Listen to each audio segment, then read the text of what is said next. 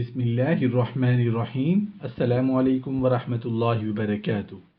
میاں بیوی کے لیے دعا کرنا۔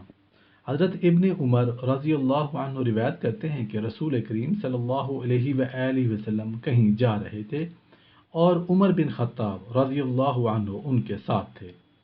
ایک عورت سامنے آئی اور بولی، یا رسول اللہ صلی اللہ علیہ وآلہ وسلم، میں مسلمان عورت ہوں، محرم میرے ساتھ میرا شوہر میرے گھر میں عورت کی مثل ہے۔ نبی کریم صلی اللہ علیہ وآلہ وسلم نے فرمایا، اپنے شوہر کو بلا لاؤ گی؟ اس کو وہ حراز تھا، گڑیاں بیچنے والا تھا۔ نبی کریم صلی اللہ علیہ وآلہ وسلم نے پوچھا، اے اللہ کے بندے، تیری عورت کیا کہتی ہے؟ اس پر آدمی نے کہا، قسم ہے اس ذات کی جس نے آپ کو عزت دی، میرا سر کبھی سوکھا نہیں ہے اس سے، یعنی اس سے جماع کے بعد غسل سے، مگر اس کی بیوی نے کہا نہیں، بلکہ مہینے میں ایک بار۔ نبی کریم صلی اللہ علیہ وآلہ وسلم نے اس سے پوچھا، کیا تم اس کو ناپسند کرتی ہو؟ وہ بولی، جی ہاں۔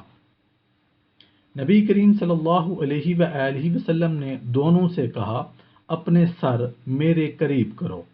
نبی کریم صلی اللہ علیہ وآلہ وسلم نے عورت کی پیشانی اس کے شوہر کی پیشانی پر رکھوائی، اس کے بعد دعا کی، اللہم الف بینہما وحببہما الی صاحبہ، اے اللہ ان دونوں کے درمیان الفت پیدا فرما اور ہر ایک کو دوسرے سے محبت عطا فرما۔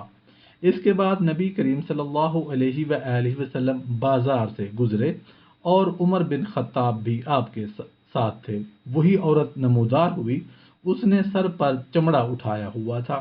جب اس نے نبی کریم صلی اللہ علیہ وآلہ وسلم کو دیکھا تو اس نے اسے پھینک دیا اور نبی کریم صلی اللہ علیہ وآلہ وسلم کے قدموں میں گر گئی اور ان کے پیر چومنے لگی۔